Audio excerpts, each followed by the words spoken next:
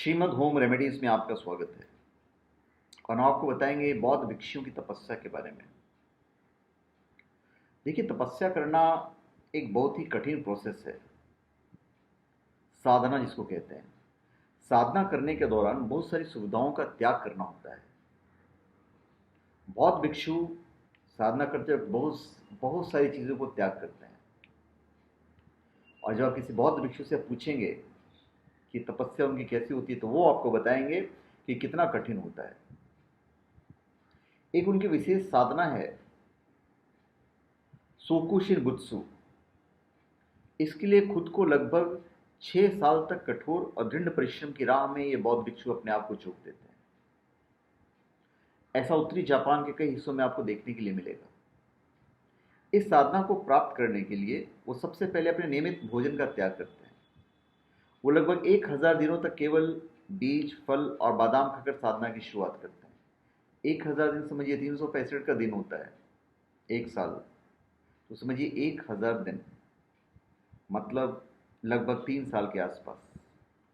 इसके साथ प्रतिदिन व्यायाम भी करते रहते हैं। ये सब इसलिए किया जाता है ताकि शरीर से फैट चला जाए और शरीर की खामियां साधना में रुकावट नहीं पैदा करें। अगले 1000 दिनों तक वो केवल पेड़ों की छाल और जड़ों को अपना भोजन बनाते हैं।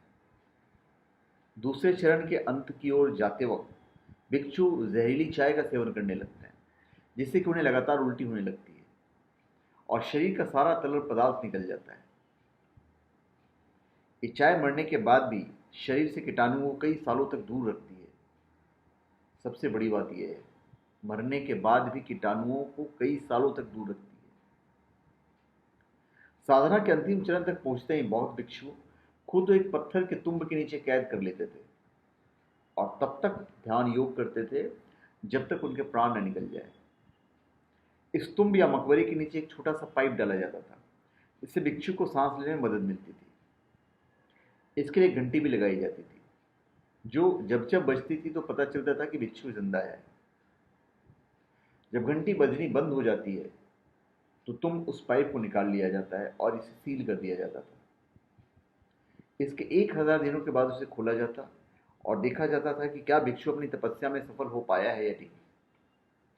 वही तपस्या सोकु शिनबुत्सु। अगर तुम्ब खोलने के बाद भी भिक्षु अपनी उसी मुद्रा में बैठा रहता है तो उसे सफल माना जाता है और नज़दीक के मंदिर में उसे स्थापित कर उसकी पूजा अर्चना की जाती है।